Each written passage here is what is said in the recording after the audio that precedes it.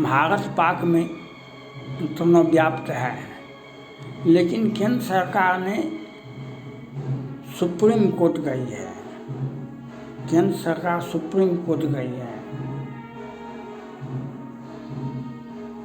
ED का power का विस्तार हो। सुप्रीम कोर्ट में अभी सुनवाई होगी। 2 बजे पहले के समय में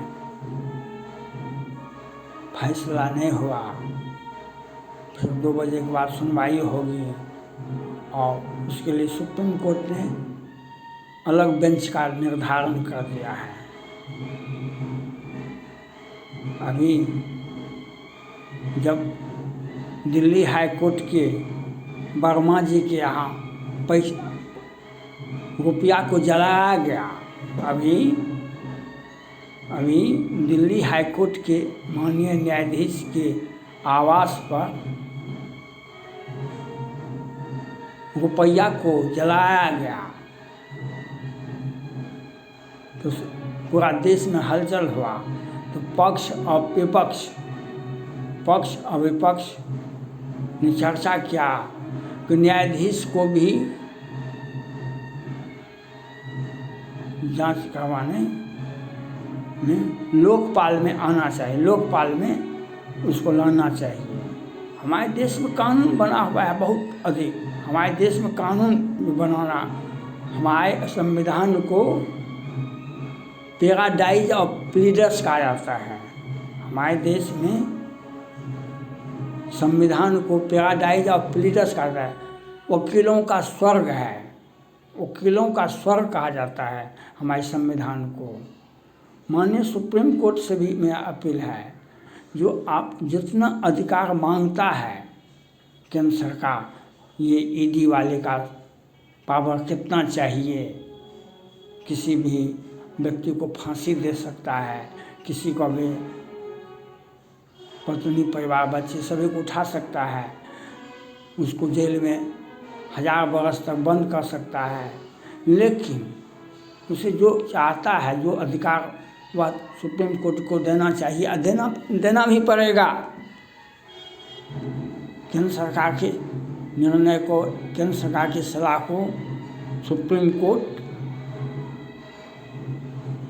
कुछ ही प्रतिशत में कटौती कर सकते हैं, उसके आग्रह को अस्वीकार नहीं कर सकते हैं।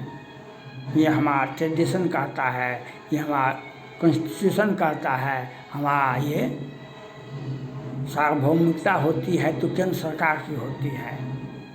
तो सुप्रीम कोर्ट को चाहिए जितना अधिकार मांगता है ईडी वाले, केंद्र सरकार, उससे अधिक अधिकार दे दीजिए। लेकिन एक शर्त होना चाहिए जो चिंता का विषय है, जो रिटायरमेंट वाले को ऑफिस के अंदर में प्रवेश नहीं करना होगा। वह रिटायरमेंट के बाद उसको कोई पद नहीं दिया जा सकता है। उसको पद अगर देना ही है तो 4th ग्रेड का पद दीजिए उसको, 3rd ग्रेड नहीं। रिटायरमेंट को अगर पद देना है तो 4th ग्रेड का पद दीजिए, 3rd ग्रेड का नहीं। वह पानी पिलाएगा, गीता पढ़ेगा, रामायण पढ़ेगा, वह 4th ग्रेड का पद पर विस्तार नहीं होना चाहिए। अगर आप ये डायरेक्टर, इसके पहले भी सुप्रीम कोर्ट ने कहा कि तो ईडी वाले का सेवा विस्तार का मामला में संजय मिश्रा जी का सेवा विस्तार का सुप्रीम कोर्ट ने कहा, डायरेक्टर बना दिया गया। सुप्रीम कोर्ट ने भी हमें मिला दिया। केंद्र सरकार भी बेचैन था, उसने अपना दलील दिया था, जो इतना केस है रिटायरमेंट आदमी को रखना पड़ेगा, उसको अधिकार देना पड़ेगा।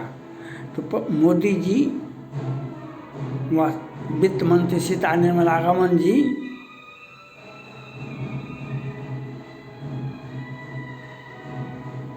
ये जो सोच है उसी के चलते 400 के पार के बदले 250 में पहुंच गए। 400 के पार का नारा देने वाले 250 के अंदर रह गए। ये सोच जो है ये गलत सोच है। किसी भी परिस्थिति में रिटायरमेंट वाले को आप कुर्सी बैठने के लिए नहीं दे सकते हैं।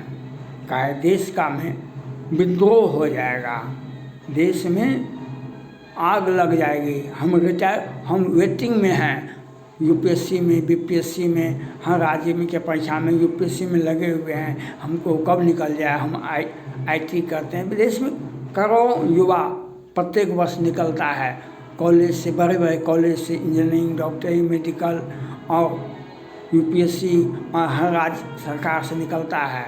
उसको आप वंचित कर देंगे और ये ठाकुर साथी ये चापलूस व्यक्ति को पद दे देंगे।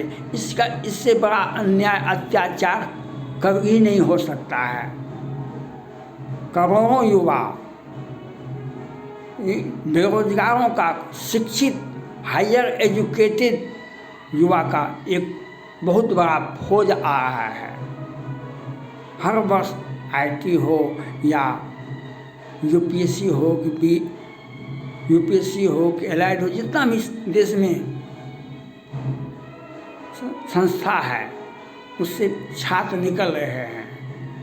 हर राज्य सरकारें राज्य के कॉलेज निकल रहा है। तो करोड़ों युवा अच्छी शिक्षा, उच्च शिक्षा प्राप्त करके निकल रहा है। उसको मुंह पर आप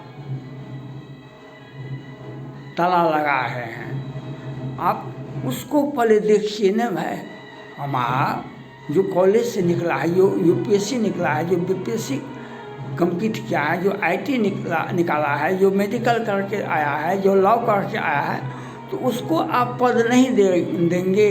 और रिटायरमेंट आदमी को आप कहेंगे कि वेलकम वेलकम। तो ये अगर आपने मोदी जी करे या कोई करे तो वह अन्याय है, अत्याचार है और न्याय पर प्रश्न उठेगा। ईडी पर प्रश्न उठेगा, ईडी पर प्रश्न उठेगा, सीबीआई पर प्रश्न उठेगा। क्योंकि आप जितना अधिकार चाहता है केंद्र सरकार ईडी को दें, सुप्रीम कोर्ट, लेकिन मेरा मांग है कि किसी भी परिस्थिति में रिटायर आदमियों का सेवा विस्तार हो, वह 4th ग्रेड में ही हो, 4th ग्रेड में, 3rd ग्रेड में नहीं। रिटायर आदमी को जब कुर्सी पर बैठाएंगे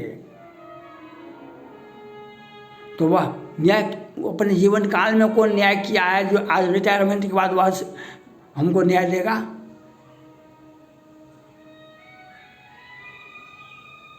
वह कंपटीशन से तो नहीं आया है, वह तो केंद्र सरकार का या राज्य सरकार का दया पात्र है। तो वैसे व्यक्ति से न्याय क्या अपेक्षा करेंगे?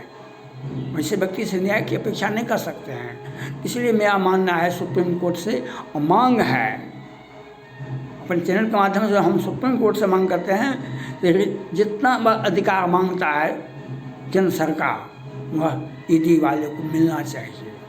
लेकिन रिटायर आदमी को नहीं पद पर दे सकते हैं। किसी भी परिस्थिति में रिटायर आदमी को ऑफिस में एंट्री नहीं होना चाहिए। अगर आपको बहुत ज़्यादा ज़रूरत है तो 4th ग्रेड में रख दीजिए। 4th ग्रेड में पानी पिलाएगा, रामायण पढ़ेगा, गीता पढ़ेगा। रिटायर आदमी को 60 प्लस के बाद लोगों को हम क्या आदेश दे सकते हैं?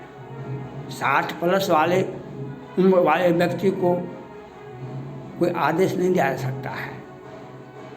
उसको पानी पिला देगा, हमको वह ऑफिस में पानी पिला देगा, वह गीता पढ़ देगा, वह उसका आँख भी तो खराब हो गया होगा, रामायण पढ़ देगा, उसका आँख तो खराब हो गया होगा। तो ऐसे व्यक्ति को आप रिटायरमेंट वाले को कुर्सी देंगे तब तो ये अत्याचार नहीं, ये तो रावण का राज हो गया, ये कौरव का राज हो गया। रिटायर आदमी को कुर्सी पर नहीं दे सकते हैं। और हमारे पीछे, उसके पीछे करोड़ों युवा को आप रोक रहे हैं। यह आपके लिए नहीं होगा। ये आपके लिए अच्छा नहीं होगा। हम रिटायर आदमी को कुर्सी पर नहीं दे सकते हैं। अगर रिटायर आदमी को कोई भी संस्था सेवा विस्तार देता है, उसको पद बनाता है, तो यह भ्रष्टाचार को बढ़ावा देता है। अपने आप का बचाव करने के लिए एक स्तंभ तैयार करता है और भ्रष्टाचार को बढ़ावा देता है और दुश्मन विपक्षी पर हमला करने, विपक्षी पर कार्रवाई करने के लिए एक सड़क छाप को उठा करके ले आता है। ऐसे व्यक्ति को अधिकार क्या, उसे धक्का मारना चाहिए। रिटायर आदमी को ऑफिस में नो एंट्री होना चाहिए। ये मेरा मांग है सुप्रीम कोर्ट से। Thank God.